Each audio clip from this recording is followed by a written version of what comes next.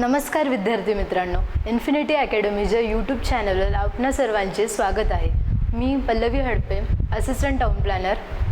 आपल्यासमोर आता या व्हिडिओच्या माध्यमातून आपण जे काही नवीन विद्यार्थी आहे जे ATP आता प्रिपेअर करणार आहेत किंवा ज्यांना ATP बद्दल फारशी माहिती नाही आहे त्यांच्यासाठी हा व्हिडिओ केलेला आहे मी।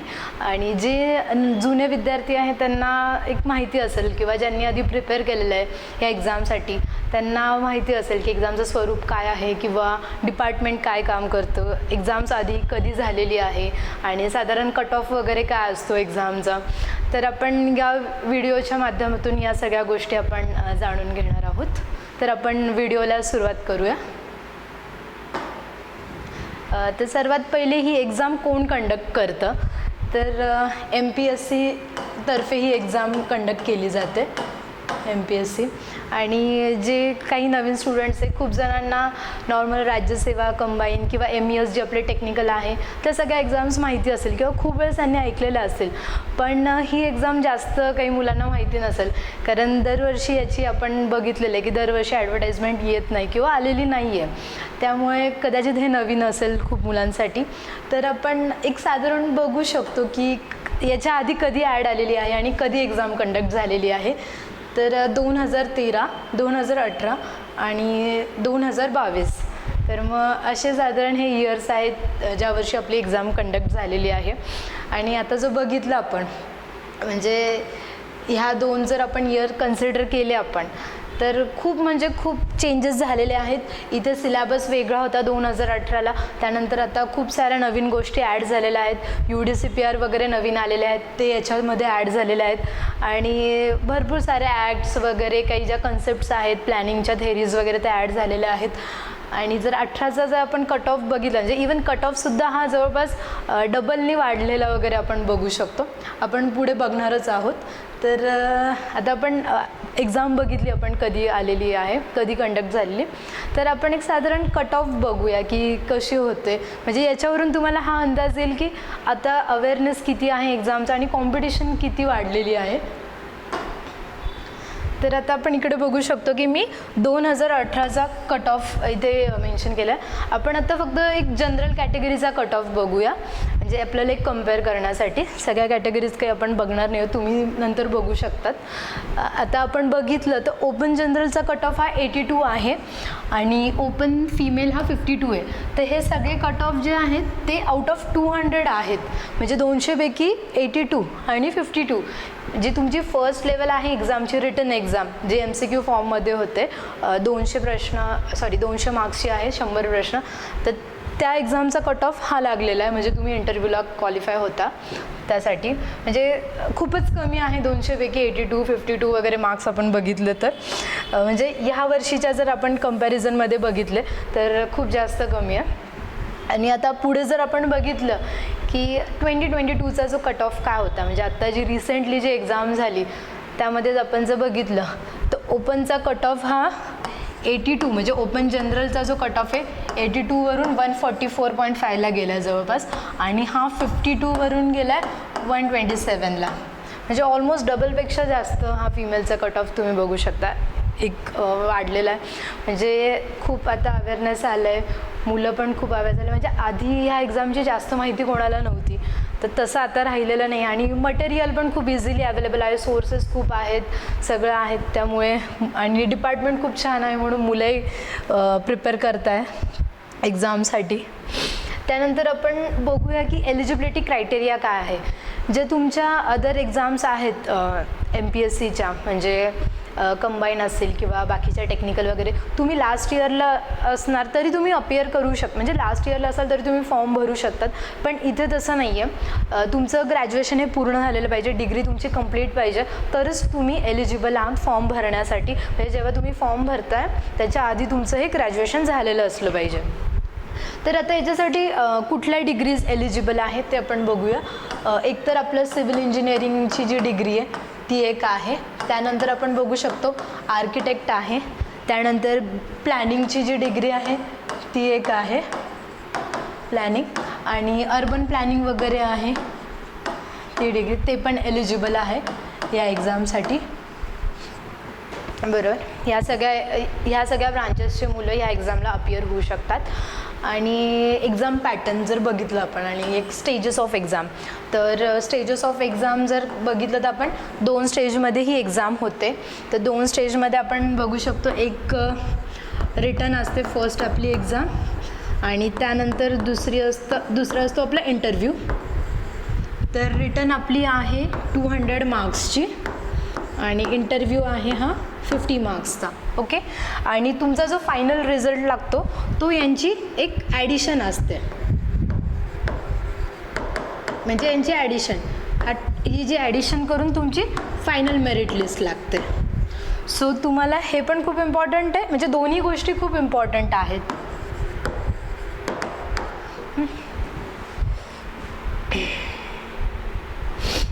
तुम्हाला दोन्ही गोष्टी खूप इम्पॉर्टंट आहेत, कारण तुमचे रिटनचे पण मार्क्स जे आपलं MES वगैरे बघितले त्यात प्रिलिम्स मेन्स इंटरव्ह्यू असतो, तर त्या केसमध्ये आपले प्रिलिम्सचे मार्क्स हे ॲड नाही होत. पण इथे आपल्या 2 स्टेप असल्यामुळे या दोन्ही एक्झामचे मार्क्स हे ॲड होतात, म्हणजे फायनल जी तुमची मेरिट लिस्ट लागते त्यासाठी.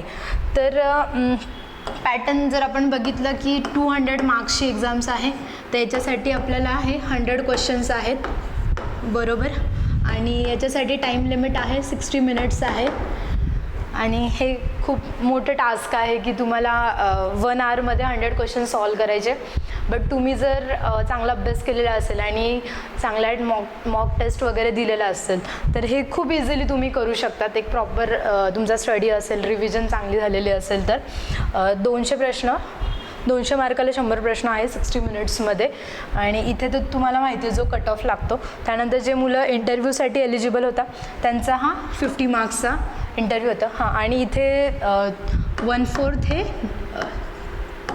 हे निगेटिव्ह आहे, निगेटिव्ह मार्किंग आहे 1/4, जे आपलं नेहमी MPSCला आपल्याला माहितीच आहे असतं त्याच्याने.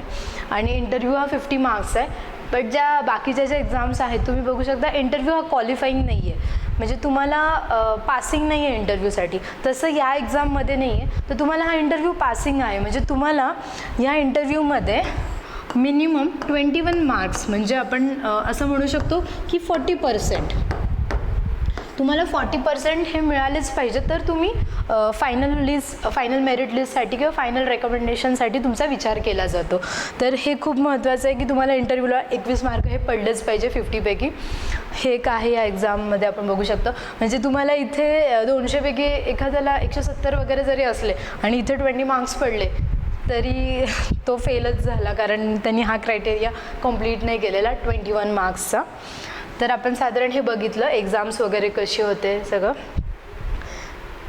त्यानंतर आपण एक डिपार्टमेंट काय आहे किंवा डिपार्टमेंटबद्दल एक माहिती बघूया. डिपार्टमेंटचं नाव वगैरे काय आहे ते मी एक थोडक्यात सांगते तुम्हाला. Directorate of town planning and valuation असं आपल्या डिपार्टमेंटचं नाव आहे. आणि इथे आपण बघू शकतो की 1914 to 1962 डिपार्टमेंटचं नाव होतं, हे सध्याचं नाव झालं आहे, बरोबर. आणि तेव्हा आपलं डिपार्टमेंटचं नाव होतं कन्सल्टिंग सर्वेअर टू गव्हर्मेंट. आणि 1962 पासून तर आता जे आहे ते नाव आहे आपलं directorate of town planning and valuation. तर आपलं याचं जे हेड ऑफिस आहे ते ऑफिस आहे आपलं सेंट्रल बिल्डिंग पुणे इथे आपलं डिपार्टमेंटचं हेड ऑफिस आहे. त्यानंतर आपण बघू की साधारण डिपार्टमेंट काम काय करतं किंवा एक कुठल्या स्वरूपाची कामं असतात, म्हणजे टाउन प्लॅनिंगमध्ये जे डिपार्टमेंटकडे काय काय कामं असतात आपण ते एक थोडक्यात बघूया. Preparation of land use plans, म्हणजे लँड यूज प्लॅन्स आहे ते प्रिपेअर करणं. इथं RP DP TP स्कीम म्हणजे तुमचा रिजनल प्लॅन, डेव्हलपमेंट प्लॅन आणि टाउन प्लॅन स्कीम हे सगळं प्रिपेअर करण्याचं काम डिपार्टमेंटकडे असतं. आता जे मुलं नवीन बघताय त्यांना इतकं समजणार नाही की रिजनल प्लॅन काय आहे, डेव्हलपमेंट प्लॅन काय आहे. तुम्ही एकदा अभ्यासाला सुरुवात वगैरे केली तर तुम्हाला या गोष्टी एक समजून येतील जवळपास काय आहेत. त्याच्यानंतर prepares ASR for the state for stamp duty collection. आता ASR म्हणजे ॲन्युअल स्टेटमेंट ऑफ रेट्स, मराठीत आपण त्याला असं म्हणू शकतो की बाजार मूल्यांक तक्ता. तर हे देखील आपलं डिपार्टमेंटच बनवतं. ज्या तुमच्या इमूवेबल प्रॉपर्टीज आहेत म्हणजे लँड आणि बिल्डिंग इमूवेबल प्रॉपर्टीज, तर याचं तुम्हाला व्हॅल्युएशन करून जी काही आपली जी स्टॅम्प ड्युटी कलेक्शन वगैरे आहे त्यासाठी जे आपल्याला व्हॅल्युएशन करावं लागतं किंवा त्याचे जे सगळे रेट्स आहे याच्यात मेन्शन केलेले असतात आणि हे दरवर्षी एक नवीन येतं म्हणजे नवीन पब्लिश होतं. काही चेंजेस होतात व्हॅल्यूमध्ये. म्हणजे आता सपोज एखादी बिल्डिंग आहे तर ती इतकी जुनी आहे तर त्याचं व्हॅल्युएशन कुठल्या प्रकारे होणार, तर दरवर्षी काही थोडेफार चेंजेस होत राहतात किंवा काही चेंजेस नाही झाले तर मागच्या वर्षीचाच कंटिन्यू देखील होतो. तर नवीन ASR हा 1 एप्रिलला आपला एक नवीन ASR हा लॉन्च होत असतो. त्याच्यानंतर दुसरं आपण बघू शकतो की to advise the municipal authorities, revenue departments and other departments of the government regarding land development control. म्हणजे आपलं जे डेव्हलपमेंट आहे ते कंट्रोलमध्ये पाहिजे. म्हणजे जे सगळे रूल्स अँड रेग्युलेशन्स FSI वगैरे आहेत किंवा अनऑथराईज काय स्ट्रक्चर्स आहे हे सगळ्यासाठी आपण ॲडवाईज करू शकतो डिपार्टमेंटला डिफरंट. त्याच्यानंतर व्हॅल्युएशन एक्सपर्ट म्हणून काम करतं आपलं डिपार्टमेंट. जेव्हा लँड ॲक्वेजिशन ज्या काही प्रपोजल्स असतात किंवा खूप मोठ्या इंडस्ट्रीज वगैरे आहे त्याचे लँड ॲक्वेजिशन वगैरे होतात, प्रायव्हेट लँड ॲक्वेजिशन किंवा एक गव्हर्नमेंटसाठी ज्या होतात तर त्यासाठी लँडचं व्हॅल्युएशन वगैरे करणं ह्यासाठी पण आपलं डिपार्टमेंट काम करतं. त्यानंतर हे याच्या व्यतिरिक्तही देखील बरेच कामं आहेत. त्यामध्ये आपण बघू शकतो transportation plans, traffic management plans वगैरे हे सगळं आहे. त्यानंतर हे मी एक आपली जी ॲडव्हर्टाइजमेंट येते ATPची आणि आपल्या आयोगाच्या वेबसाईटवर म्हणजे त्यांनी एक साधारणपणे दिलेलं आहे की एक ड्युटीज आणि रिस्पॉन्सिबिलिटीज काय आहेत ATPच्या. तर मी या थोडक्यात इथे त्याच म्हणजे त्यांची जी PDF आहे तीच मेन्शन केलेली आहे. तुम्हाला एक आपण आधी डिस्कस केला आहे. आता ह्या मी ATPबद्दलच्या सगळ्या आहेत ह्या duties and duties and responsibilities. तर यात आपण बघू शकतो काय लिहिलं आहे, to assist the higher officers in preparation and scrutiny of development plan, town planning scheme and development scheme, layout for villages. आपण मागेच बघितलं की preparation of land use map त्याच्यात मी तुम्हाला सांगितलं होतं RP, DP, TP स्कीम वगैरे आहेत तेच इथं आपण मेन्शन केलेलं आहे. Then inspection of sites in connection with the about duties. बरोबर आहे. आता ह्या सगळ्या ज्या गोष्टी आहेत द टाउन प्लॅनिंग स्कीम वगैरे आहे ते करणार आहे आपण. तर त्यासाठी साईटला व्हिजिट करणं, इन्स्पेक्शन करणं, तिथल्या लोकांचं काय म्हणणं आहे ते सगळं त्या सगळ्याच गोष्टी आल्या यामध्ये. त्याच्यानंतर व्हॅल्युएशन ऑफ गव्हर्नमेंट लँड आपण बघितलं. त्याच्यानंतर valuation of properties for acquisition or purchase ते पण आपण बघितलं व्हॅल्युएशनचं जे आहेत. त्याच्यानंतर scrutiny of proposals for fixation of standard rates of non agriculture assessment, जे NA असेसमेंट आहे आपण बघतो की NA प्लॉट्स वगैरे ते सगळं त्याचे जे असेसमेंट्स आहेत ते बघतो आपण. त्यानंतर फायनान्शियल असिस्टन्स करतो आपण म्युन्सिपल काउन्सिलला वगैरे असे आहेत. त्याच्यानंतर बिल्डिंग परमिशन वगैरे आहे त्या केसेसमध्ये पण आपण हे करतो. साधारणपणे हे एक आपण बघितलं की कसं कामाचं स्वरूप असतं किंवा ATP झाल्यावर म्हणजे तुम्हाला काय काम करावं लागतं किंवा तुमचा संपर्क कुठल्या लोकांशी येतो, कुठल्या कामाशी येतो, सगळं काय आहे ते आपण बघितलं. आता एक सर्वात म्हणजे मुलांना कुठली पण गोष्ट एक इन्स्पिरेशन म्हणजे सॅलरी किती असेल. मी एवढा मेहनत करतो या एक्झामसाठी तर मला सॅलरी किती मिळणार आहे किंवा काय असते सॅलरी. तर हे एक सगळ्यांना उत्सुकता असते या गोष्टीची. तर ते आपण बघूया. तर याचं जे सॅलरी आहे ते आपलं आहे S15 स्केल आहे. ती म्हणजे याचं बेसिक पे जे आहे ते 41,800 हे बेसिक पे आहे. तर यावरून साधारण तुम्हाला अंदाज आलाच असेल की हे बेसिक आहे. आता आपला 46% DA झालेला आहे. तर याच्यामध्ये 46% DA आणि हाऊस रेंट अलाउन्स किंवा बाकीचे सगळे अलाउन्सेस ॲड करून तुम्हीच हे मला कमेंट करून सांगू शकतात की एक साधारण सॅलरी, ग्रॉस सॅलरी किंवा नेट सॅलरी किती जाऊ शकते. तुम्हाला एक आयडिया आलीच असेल याच्यावरनं. आणि मेन म्हणजे ही गॅझेटेड पोस्ट आहे तुमची, गॅझेटेड पोस्ट आहे आणि ही आपली पोस्ट म्हणजे क्लास 2 ग्रेड A मध्ये येते तुमची. क्लास 2 ग्रेड A अशी पोस्ट आहे तुमची. आणि त्यानंतर अजून एक आपण बघूया की MES आणि ATPमध्ये काय म्हणजे आपण एक फरक म्हणू किंवा काय आहे त्यामध्ये एक बघू. तर MES तुम्हाला माहिती आहे ही जवळपास आपली 3 स्टेजची एक्झाम आहे, ही आपली 2 स्टेजची एक्झाम आहे. आणि हा जो सिलेबस आहे हा कम्प्लिटली सिव्हिलचा सिलेबस आहे आपला. म्हणजे आपण जे 4 वर्ष जे आपण इंजिनिअरिंगमध्ये शिकलो आहे आपल्याला तेच व्यवस्थित करायचं आहे. तर हा सिलेबस पूर्ण सिव्हिलचा आहे. तर या केसमध्ये ATPचा जो सिलेबस आहे तो कम्प्लिटली डिफरंट आहे. म्हणजे तुम्ही व्हॅल्युएशन वगैरे थोडंफार केलं असेल, ठीक आहे, तुमचं डिग्री लेवलला वगैरे व्हॅल्युएशनच्या काही कन्सेप्ट जर सोडला तर सगळ्या गोष्टी याच्यामध्ये नवीन आहे. पण याच्यात घाबरण्यासारखं काही नाही आहे. म्हणजे खूप सोपं आहे. म्हणजे तुम्ही जर केलं आणि खूप आवडीने जर तुम्ही करत गेला तर तुम्हाला हे समजत जातं आणि इझिली होऊ शकतं. म्हणजे डुएबल आहे स्टडी, असं नाही आहे की खूप डिफिकल्ट आहे तुम्ही करूच शकत नाही.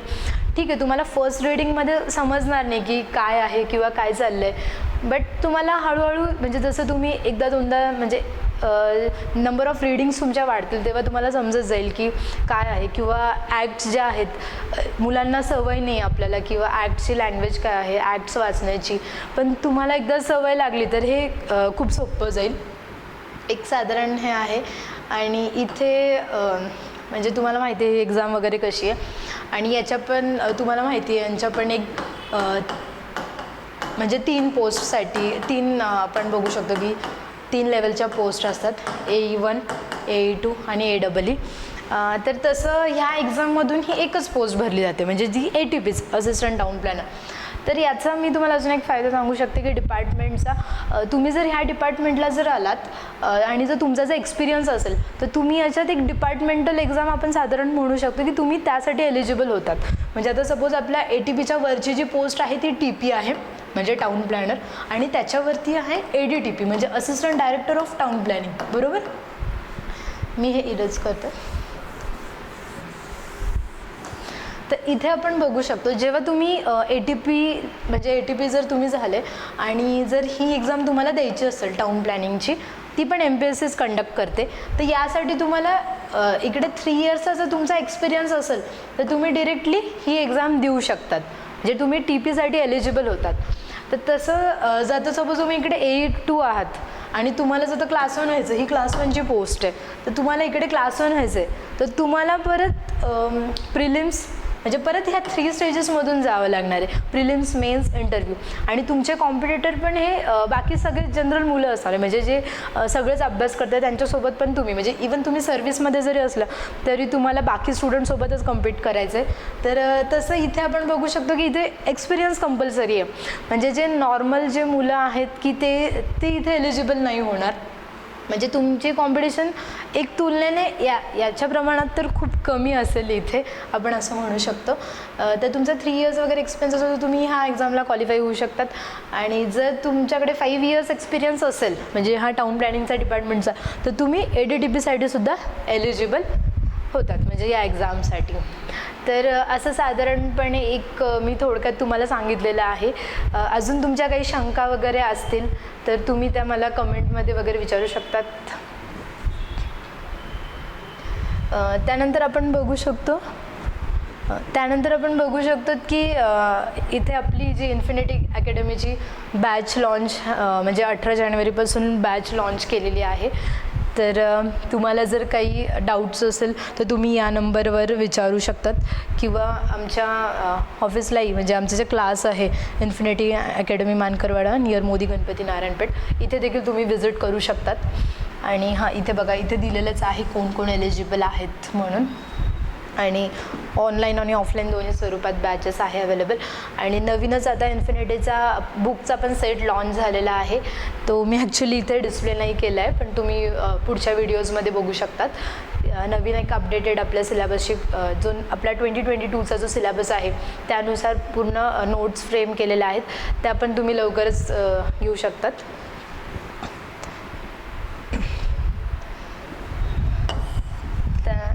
तर थँक्यू. आपण हा सेशन झाला असं मी कंक्लूड करते. तर तुम्हाला काही डाऊट्स असतील या संदर्भात किंवा काही शंका असतील, काही तुम्हाला प्रश्न विचारायचे असेल तर तुम्ही कमेंट्समध्ये विचारू शकतात. आणि तुम्हाला हा सेशन कसा वाटला तेही सांगू शकतात. थँक्यू.